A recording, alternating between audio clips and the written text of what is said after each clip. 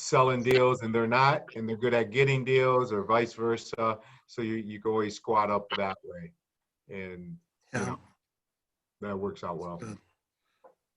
Okay, well, I'm going to move on to the next slide here, and basically it's about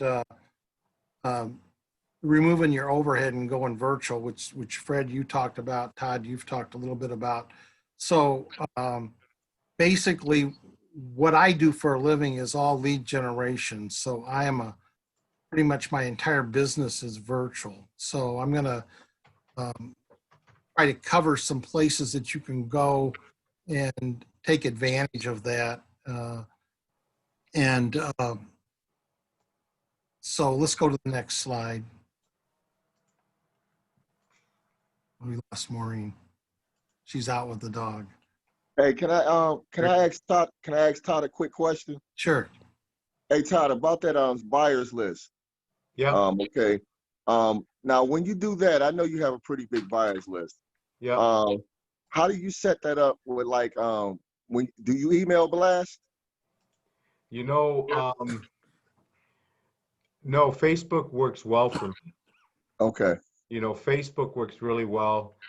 I'm actually, that's what I'm doing. I'm working on, I'm still, I do use MailChimp, and I have them all in MailChimp, or I have 80% of them in MailChimp. Mm-hmm. I have 20% in my CRM. So I'm trying to figure out the best way to do it, but everyone is on my Facebook page. Okay, that's why I was asking you, because I'm trying to figure out how to get all of them in the email so I can, email blast out. Well, MailChimp is really good at that. Man, MailChimp is confusing to me, man. Yeah. I've been trying to use that thing for the longest. It's just, it's kind of like Podio. Yeah. They're kind of confusing, Yeah. So maybe I could research there's definitely other what do they call that, like MailChimp, I don't know what they would call that.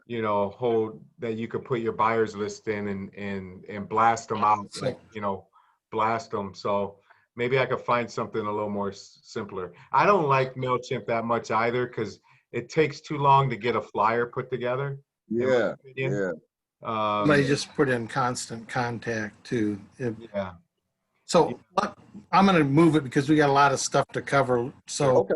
I'm going to take you, Maureen. So let's go on to Google just for a second, if we can. And then, so you want to brand yourself. If you're a brand new investor, you've created a name for yourself. But in the same token, you've got somebody incredibly experienced like Todd, and he runs off of TC Deals. So I'm going to be talking to everybody. So like, in my case, because I've got so much stuff out there, if you just Google my name, all kinds of stuff comes up. So I'm branded with the real estate name. I've got like pages of it. But if you're brand new at this, or you're experienced, then you can see I've got my videos there. It picks up all kinds of stuff. Twitter, it picks up Active Rain, it picks up all kinds of stuff just off the name. But my name's not a typical name either, because of your name, John Smith. There's a lot of John Smiths. So then you might have to brand yourself with a name. So if you're going to get into this business, you want to be able to be found. So let's go. I'm just going to show you a few tricks that you can do. So go to do a Google search for Cash for Your House Detroit. So when you go Cash for Your House Detroit, the very first thing that comes up is ads, and if you go up the page, they're paying for the ads. And Todd and I and Fred know some people that pay for those ads. It's expensive. Mm-hmm. Very next thing that comes up that's more trusted is the Google Maps. So what I do for a living is I'm working for all these appliance repair guys, all kinds of service businesses, which is what ours is. So you want to be found on the maps. So you need to pick up what somebody would say. So cash for your house, we buy homes, sell your house quick. So you want to research what the key terms are, and then you want to pick that. Or if you're a brand new investor and somebody's, you're going to the house and talking to them, then they're going to go on Google when you're left and Google your name, or they're going to Google your company. So how you can make that company stand out is a couple different ways. So let me tell you how you get these service related businesses. Notice there's no address showing. So if you're a service related business and you go to the customer, you don't have to show your address. So Fred said he had 4 or 5 rental properties. So you take your friends and family and you build yourself a directory site like with Google, and it pop up on the maps. It needs to have 3 things: name, address, and phone number. So the name of this map name of my map location is Cash for Your House, Detroit. The phone number is unique, a 313 number, and then the address is Detroit, because I'm not going to list the actual address of the location. So now I need to make that name, those 3 things, relevant. I'm going to build directory sites, and I'm going to build social profiles. But now you're a brand new investor. You don't want to spend a lot of money, so you're going to go to a site called Fiverr, and we'll go there now. Todd could take TC Deals and actually create a location for it. So when somebody does a Google search, he's popping up all over the place. So now when we go to Fiverr, and what Fiverr is you can get pretty much anything you want there for about $6. It used to be $5. That's why they called it Fiverr. So we're going to go in here and we're going to search for citations. And you can also search for virtual assistant here to do research and stuff. So you can actually find people. So then what I'm going to do then is I'm going to go up and I'm going to look for the best ratings. So there's different categories you can look under, but let's just click one of them that says they'll do like 30 listings, 30 citations. And what a citation is, it's like Yelp, Merchant Circle, Hot Frog, Foursquare, and they're going to name that the same thing as TC Deals or We Buy Houses Cash, same phone number, same everything, which helps to make it more relevant. And then and people that are brand new think they can't get into this game, but that's not so, because a map location, when you build it, is going to be geo-directed with a 3-mile radius around that location. So you've actually got 6-mile area. So Fred, if you're working in an area in this particular zip code, you could actually go in and build a map location with a key search phrase, and you can put it up and you can get what's called a Twilio phone number, cost you $1 a month. So you could end up with 12 map locations all over the place, and you're getting picked up under those search terms because it's going to pick up the most relevant. But if you're within that 3-mile radius, it'll pick your map up in those top 3. So that's one way to get yourself out there. So you can actually find virtual assistants on Fiverr. You can get all kinds of stuff done.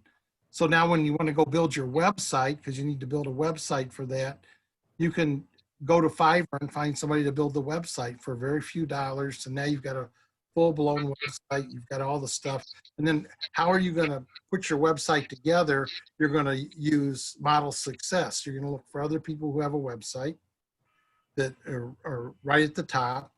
You're going to then actually copy that website. You're going to take it to a site called like iWriters, where you can hire somebody to rewrite their site, because you're going to rewrite the content because you don't want to get in trouble with them. So you're going to take everything they've got, rewrite it, put it back up. Now you've got a unique site and you're in business at a really low dollar. Does everybody follow that? Mhm. Do all that with virtual assistants. So,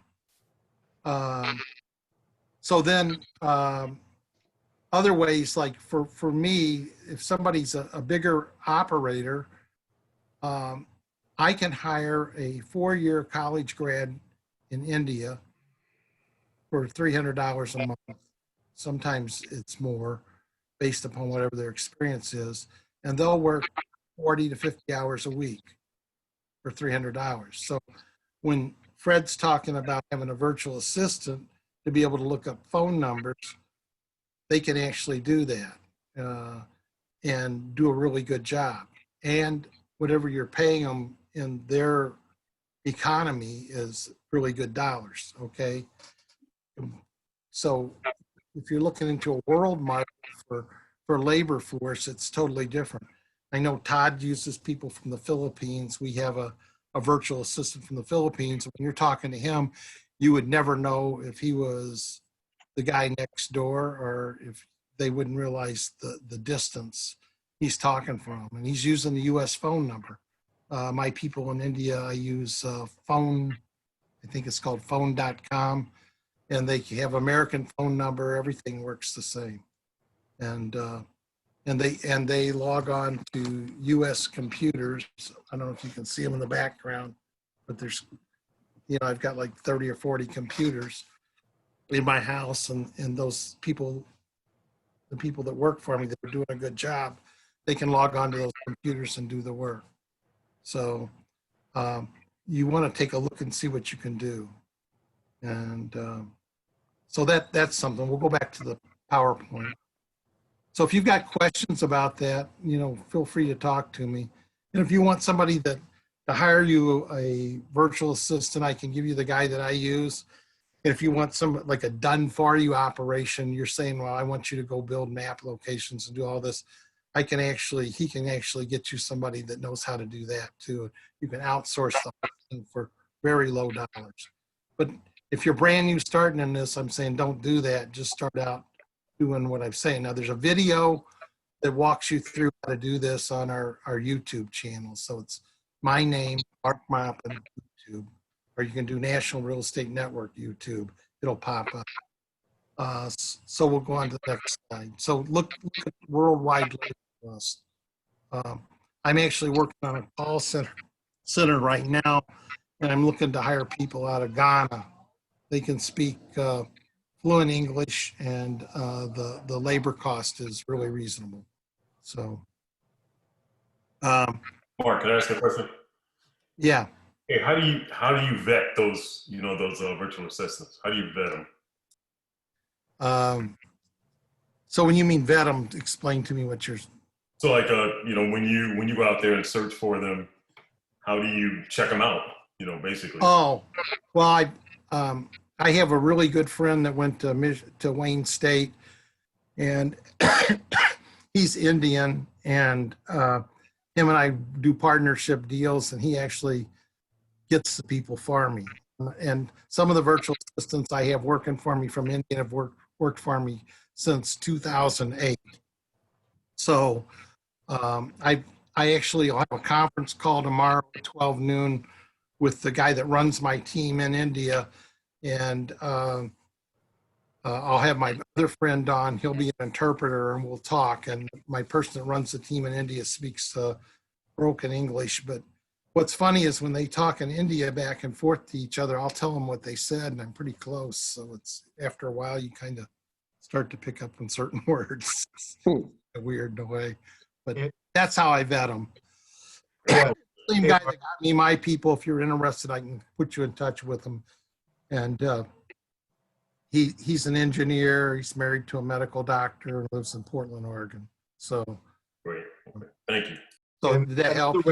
Hey, Mark, another way to vet them, like if you're gonna hire one, like mine are usually from the Philippines, and if you're gonna hire them for transaction coordinating or cold calling, you just gotta, first you interview them, you listen to the way they talk, and if you like their tone and their English and things like that, then you gotta train them. And you got to work with them every day.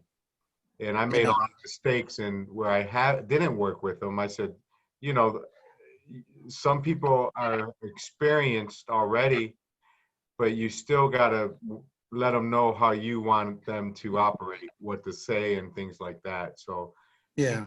And the way to communicate with them, not just through email, they have that app, WhatsApp. And WhatsApp is a great app that they use and I use, and you could talk right into it like a recording and send it to them.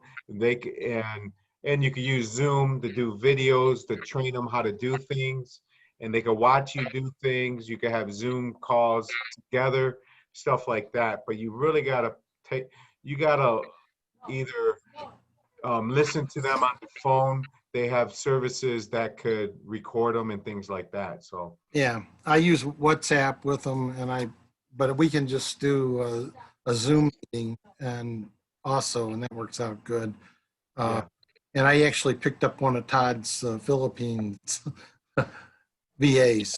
It's worked out good. So, uh, but most of um, my virtual assistants are from India. So on outsourcing, there's a video here, and it's a good video. It'll walk you through what to do, and we're going to send you this, so it's a good source. The next video or next slide. So so the market's pretty good now. Like when you're getting houses, they're selling really quickly. From a retail standpoint, it's hot, but I'm still feel in my world, I think it's going to take a nosedive in another 6 to 8 months. Maureen could jump in on this because she's dealing with a lot of foreclosures. You've got a lot of forbearance agreements, and I think it's a bit of a false economy. So I think right now, being in the wholesale game, it's a good place to be. And if you're buying really right, it's a good place to be too. So I'm not knocking fine, fix, and flip or the rental business. But you need to take a look at what your net worth is, and you should be moving it forward. And if you see that your net worth has gone the other way, there's absolutely nothing wrong with bankruptcy, and there's life after bankruptcy. And I've had one of those, so I can feel free to talk to me if that's where you find out. And so it's, don't be afraid of it. So.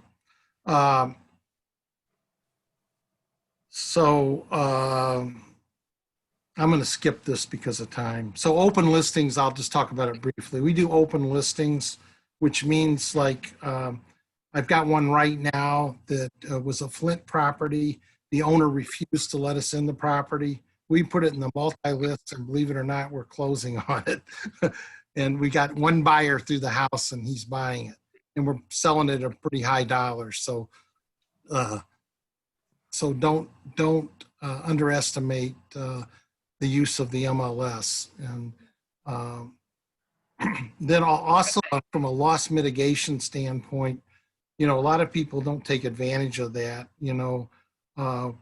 When people start to get in trouble, most of them don't put stuff in dialogue, meaning they're talking to themselves. And there's an old adage, when a lawyer who defends himself has an idiot for a client. Basically, that holds true with when people are in that situation. So you've got people that are in foreclosure. That's exactly where a lot of them are. So it takes a lot of energy to actually have them hear you. So you got to keep talking to them. I know Todd can verify that because sometimes they've just lost their mind, but at some point they'll start to realize it. But if you can start having it, put it in dialogue with them, then they can see their options, then things shift. And that holds true for investors too, that get upside down. And what's interesting is when I had my serious problem, I actually had real estate license and didn't even list my own home for sale or do anything until it got pretty late in the game. But I finally did that and ended up making a real good profit on the house. But you're just not thinking straight when you get in that situation. So, but there's a lot of opportunities there. And when they open back up the foreclosure auctions, we'll be doing some seminars because there's huge opportunity when that happens. So,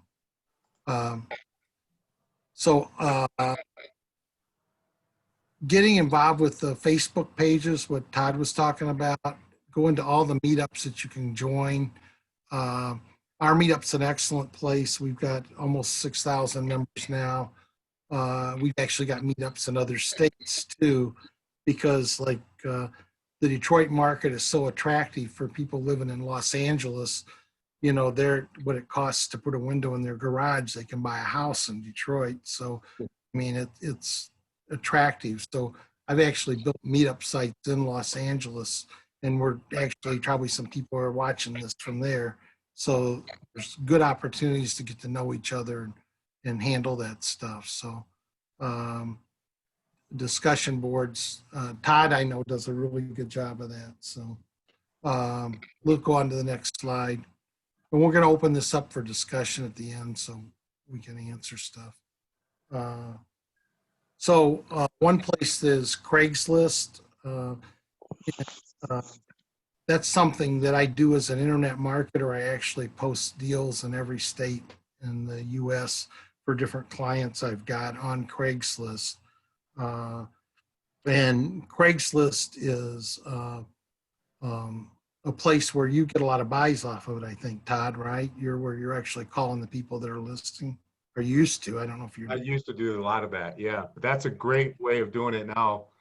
You know, you're looking for the actual seller on Craigslist, not a property manager or anyone like that. But that's a good way of getting leads, yeah. Yeah. And I actually have virtual assistants not in the housing market, but in the car market, where we going on and we're actually making offers to buy cars, similar, same business, just doing cars instead. So, and that's worked out well for us. So you just need to look and try to be where nobody else is. So our YouTube channel, and maybe Maureen can just actually go there, is chock full of some incredible videos. A lot of them are like 5 and 10 minutes. And they're full of stuff that you can use. And the contact information for the different people that are on there is there too. So maybe hit videos just to give people an example. At the very top, right under, above the video, yep. And it's kind of page down. These are all training videos of our past meetings. What we're doing tonight will be actually put up on this same site. So it's got probate attorneys. We've got how to do wholesaling, how to do find, fix, and flip, how to go to the auction and put a deal together, rehab tours. I mean, there's all kinds of stuff on there. You know, so it's a lot of information there. So you can just go through and take a look at it. So that's a free resource for you with free training. So let's pop to another spot, the next video or the next slide. If you've got like an office you're running right now or overhead, in my opinion, based upon what's going on and with the office closings, I say close it. Because you can do those meetings and cut that overhead out of your life. What's interesting is when I had a full-blown real estate office, our rent was $3,500 a month, plus all the utilities and all the overhead. The second we went virtual, we started making some serious money with a very, very small number of realtors. And that holds true for today. So sometimes when you've got yourself into that stuff, just walk away from it. It's time to do it. I think wholesaling is a major place to play the game today. I think that if you're somebody that's in the rental business, it's a great market now and get to know wholesalers. So, for me, I'm like majorly focused on generating the leads for those wholesalers that I can do a partnership and not leave my bedroom. So, open listings is working well. I just talked about where we got one and we got a deal put together. So, in reality, I'll just say it now, you also should consider, if you're an investor, getting a real estate license, because, you know, like Todd, Fred, everybody, you get calls where the house needs to be listed and the owner really wants more money. If you could list it, then you would make a lot more money. And we found a real easy way to do it, and we've not, just tell people if they can sell their house and get what they want, they can sell it. Or if we sell, I mean, they don't have to pay us a commission. So we just do a blanket open listing with them and it works. So And most real estate agents are scared to death of that because they're like, oh, I'm going to do all this work and not get paid. But if if you've got the right motivated person, it'll work. You need to look to beef up your internet skills today. And that was what I was talking about, like building directory sites, social profiles. And I showed you ways where you can do that for $6. And and you can build those map locations. Once you get a Google map location, you can automatically get a Bing location. So it's and Todd and I know somebody that's paying top dollar for those ads. And if you've got the map locations, then you're still winning. And you know how I showed you that you cash for your house, Detroit. You say, oh, I don't want to compete against him. But if you did sell your house quick in Detroit, I'm not there. Or if you did, we buy houses for cash, I'm not there. So, there's a lot of different key search phrases. So there's lots of room in that for everybody to get in that game. So,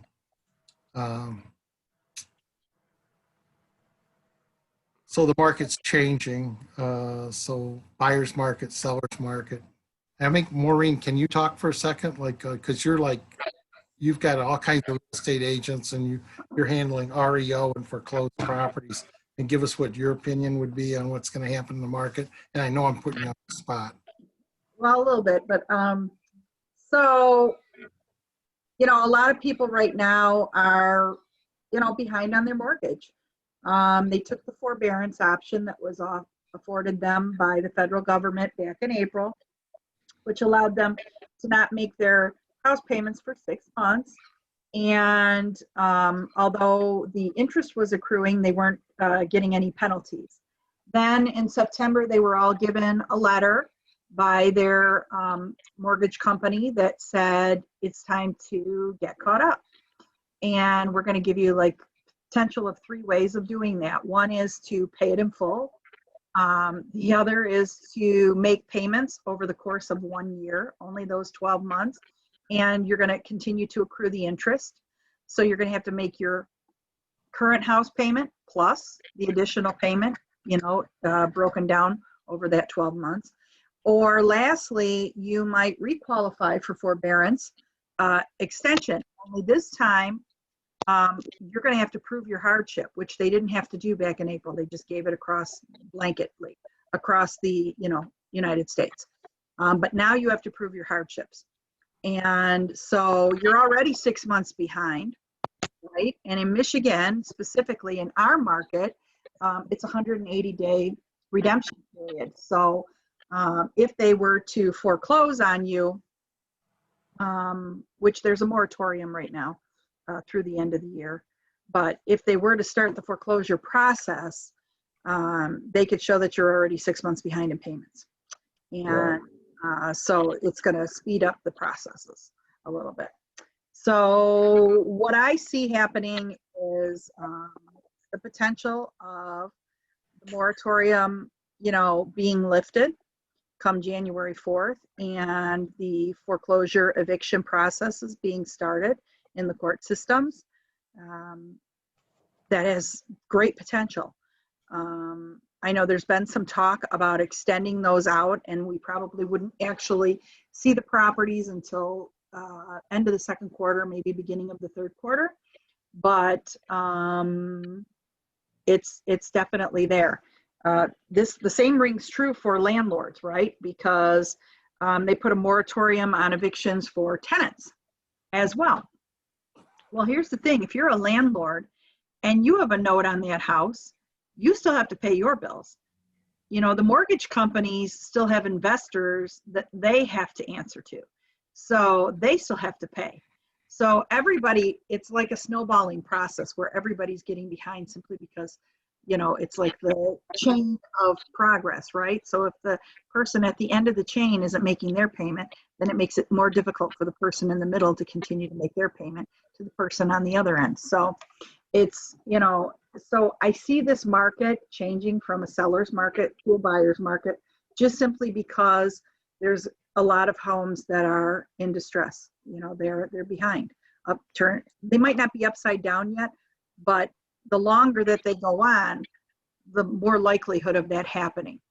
You know, there was a great article that was put out. I added a link to it, I think, on my LinkedIn page. And it specifically was talking about how even though the moratoriums are there in place right now, foreclosures are on the rise. So it's by 30%, FYI. That was the number given. So I definitely see the market changing. And, you know, and it's going to become key to people like, you know, Todd and Fred, who are offering a homeowner a graceful exit, right? Yeah. Now, if you had a real estate license, you could kind of, you know, wear multiple hats, because if they have enough equity in their house, you can list their home, all right, and help them get it sold before the foreclosure, you know, actually happens. If by chance they might be a little upside down and they need a short sale, again, if you possess those skills as a licensed real estate salesperson, you can help them with the short sale process. And if they go into the foreclosure, you can still guide them. There's ways of, you know, helping them, you know, to get out from underneath this debt and this heavy burden that it, you know, seldom becomes, because it doesn't go away, and a lot of people just avoid it. So it doesn't go away. And just so everybody that's listening knows, Maureen is the broker at Villa. And a lot of the people that Todd and I know work there, and it's a lot of investors, a lot of, well, there's a lot of retail agents there too. But she actually is right in touch with it, because a lot of her agents are doing broker price opinions for the mortgage companies, and also handling the foreclosures, which it's referred to as REOs. So, And as a matter of fact, we were just having a discussion about that, Mark. I mean, the BPOs are on the rise. One of our agents just had to turn down 40 of them last weekend because he already had more than that he was completing. So there's a great indicator of what's happening. Absolutely. That's a huge indicator. Not only that, we've been contacted recently by some of our bank clients who reached out to us and said, if you do these for us, we know that it's the holiday time, which is, you know, kind of a kicker when they always send these out at the last minute with the holidays coming up. But they say to us, if you do these are guaranteed REO listings coming your way. So why? So that's good. So that's like the major indicator there is when somebody gets 1 or 2 payments behind, they're having a real estate agent go by and shoot a picture and check on the status of the house.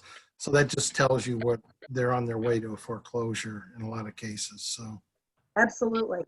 So, and it's definitely, and I mean, we won't be where we were in 2008 because parameters have been put in place where, you know, borrowers weren't being loaned 125% of the value of their house.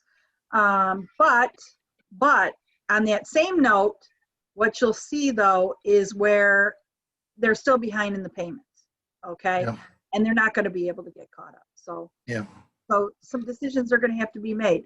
And why not be that person that helps them, you know, find their exit plan? Yeah. Todd and Fred are good at that. Yeah. Yeah, I just came across, I'll tell a quick story. A guy that's in redemption because